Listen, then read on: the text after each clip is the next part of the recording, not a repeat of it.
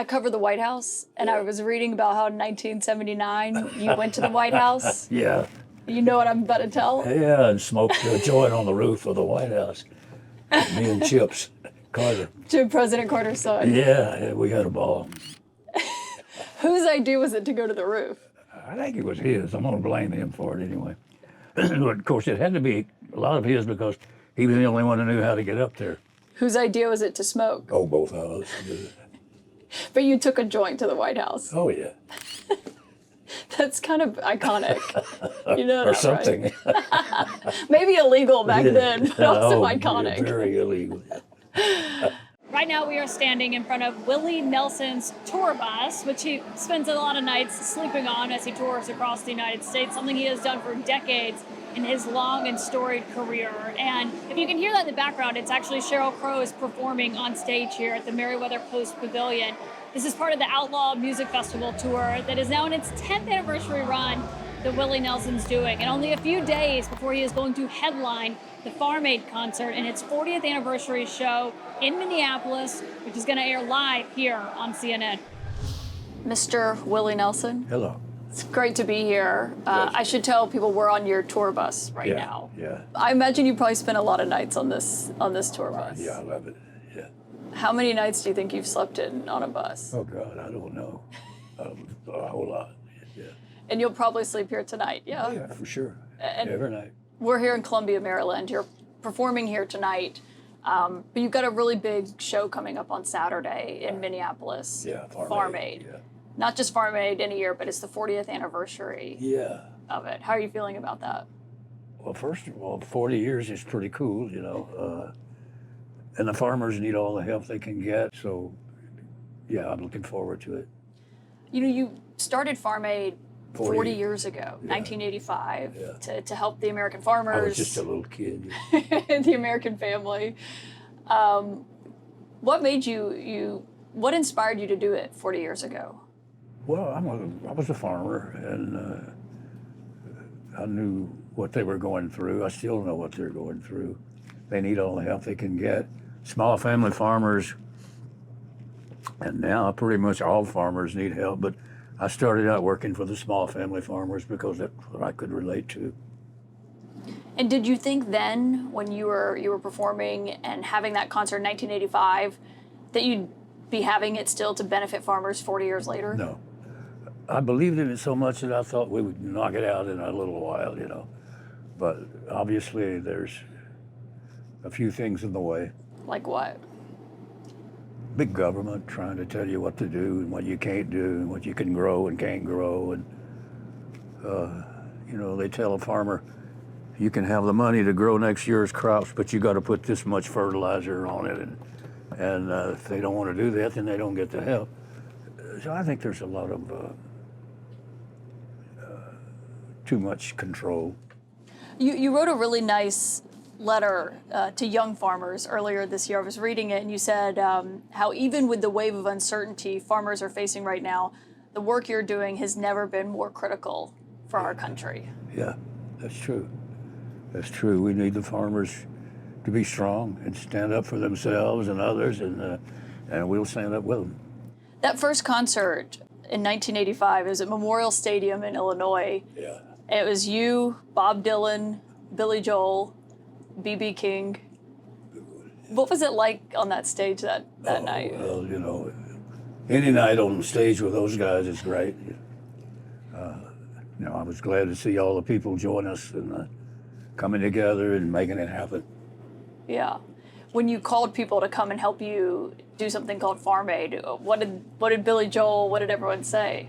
Oh, they all say, yeah, what can we do? You know, they realize the importance, and most everybody I know is all for it. Do you think people in Washington understand what farmers deal with on a daily basis? One or two might. Out of all of them? Yeah. Yeah. I mean, if you had to kind of explain to somebody in Washington who's maybe never been on a farm what it's like, what would you tell them? Well, I would tell them to pick cotton for a few days and then call me, you know. Tell me what they think about farming. Bale some hay, do something, farm work, so you'll know what you're talking about. And then let's talk. I'm guessing you probably don't think what they do is that hard in Congress. No, no, it's not. If you vote the way you believe, that's easy. You're here tonight. You're in the middle of headlining your Outlaw Music Festival tour. It's now in its 10th anniversary run. When you're here, when you're on tour with people like Bob Dylan, what's that like? Oh, it's great. You know, he and I were, the best of friends, and everybody on the show I know, and we've done shows together. Sheryl Crow, everybody, great artists, and he's great. She's really talented. We're going to do an album together. Really? Yeah, of jazz album. Yeah. I love that. Yeah. I love Sheryl Crow ever since I was like 10 years old. Yeah.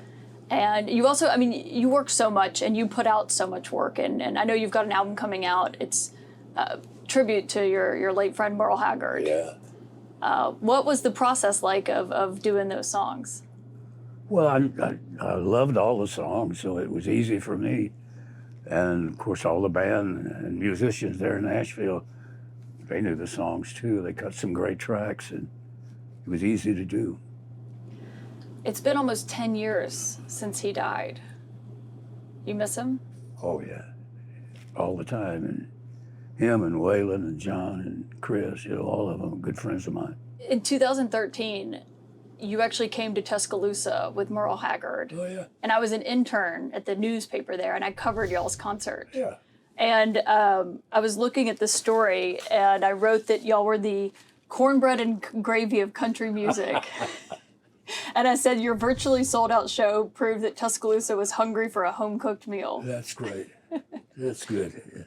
I mean, I remember seeing the audience that night, and they were just, you could see how much they loved seeing y'all perform together. Yeah.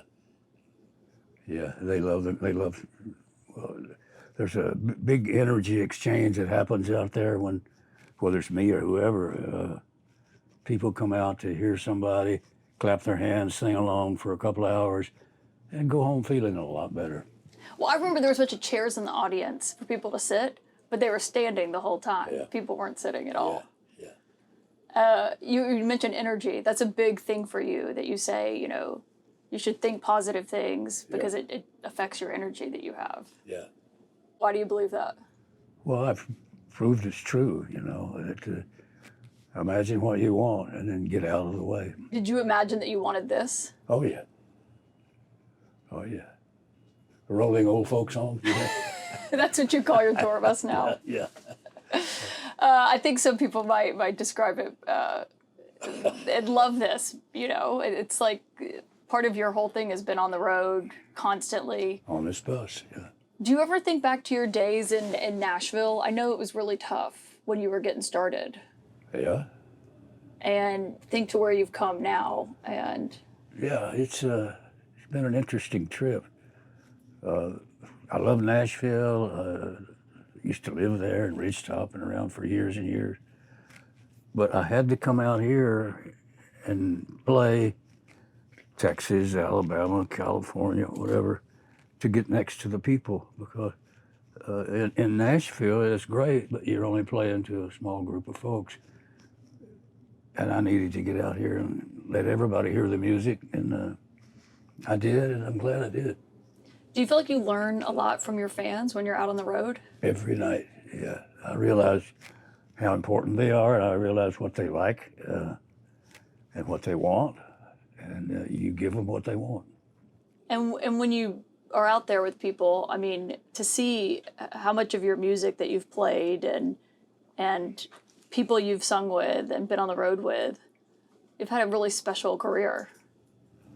Well, yeah, I've been very fortunate, and I'm very appreciative of all of it. A lucky guy. And your style is so iconic, the braids, the bandana. Yeah. I was looking back at your 1962 album, though, Yeah. and I don't think people would recognize it if they saw it. You had a suit on, Yeah. short hair, which I've never seen. A Sunday school teacher. How did you get this style? What changed? Oh, I started. Well, I'm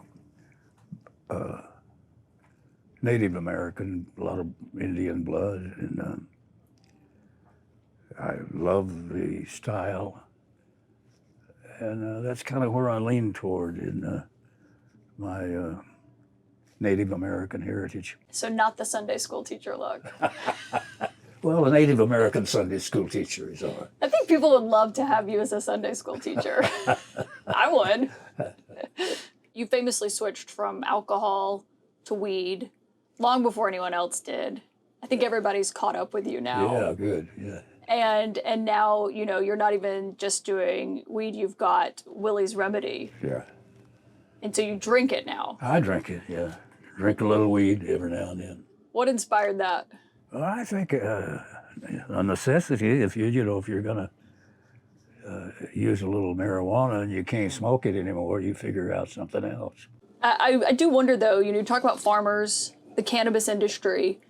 What do you make of where it is today and how it's progressed? It's better. There's a more open-mindedness out there, and people are realizing what is and what isn't good. And no, I think things are better. You've always been known for you have this sense of unity and you bring people together. You wrote once, "I'm a man of many parts," in your autobiography. I wonder what you would say to people who are wondering, you know, where that unity is, how that looks today in our country. I don't do politics, you know. Everybody's got their own idea of who they want to vote for. I vote for whoever I want to.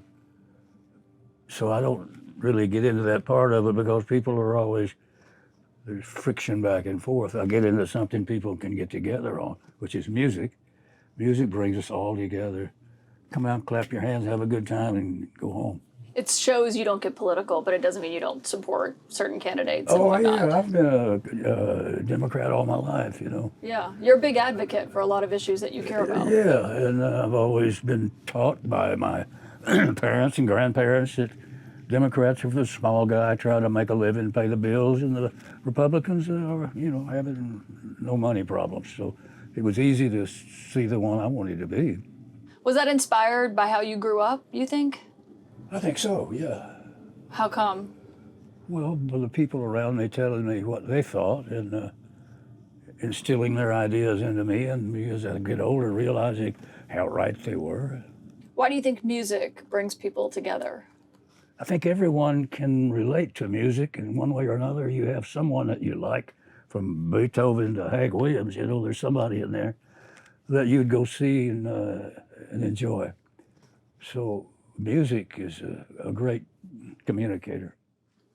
It is a great communicator. And you've worked with so many artists. I know you always say Frank Sinatra was one of your favorites. He's my favorite, yeah. You appeared on the Beyonce album. Yeah. I think a lot of her fans were listening to you as the radio DJ and probably never heard something like that before. Yeah. She's great. Yeah. What was that like? Oh, it's fun, and I enjoyed it. She was a great gal. You never seem to stop. What is it that keeps you going? Music. Music keeps me going. I think about music all the time, and either I want to think about it or play it, and the more I play it, the better I feel. When you were in Nashville and getting started, you know, you famously wrote about how tough that was, breaking into the scene. Yeah. I wonder, I mean, you were really candid about how hard that was for you. Yeah. And talk about, you know, at one point even thinking about suicide back then. Maybe in 2 or 3 Nashville. points. Really? Yeah, of course, I drank a lot back then, so a drunk guy can do a lot of crazy stuff. But no, Nashville was the store. It was where you took your stuff to sell it, and it still is, you know. And but for me, I had to. All my fans, or most of them, were out in Texas, Oklahoma, California, all around, and I needed to come down and play for them. And they wanted me to come back on Saturday night and do the opera, and it was just too far to get from Houston to Nashville from Saturday to Sunday. So I had to choose one or the other, and I love Nashville, but I have to go make music in the rest of the world. What advice would you give a young person who's struggling to break into the music scene? Don't take no for an answer. Don't give up. Keep going. Winner never quits.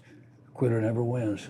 You don't seem like someone who takes no for an answer. No, I mean, retirement doesn't even seem to be in your vocabulary. not really. No, I wouldn't know what to do. You know, I love music, and it's really not work for me. It's just traveling's work. You know, but out there playing for an hour is makes it all worthwhile. People say that age is just a number. Yeah. You agree with that? Oh yeah. Of course, 92 is a big number. It's a good number. It's a good number. Yeah. Mr. Nelson, thank you for letting us come on your bus. Thank you for letting us talk to you. My pleasure.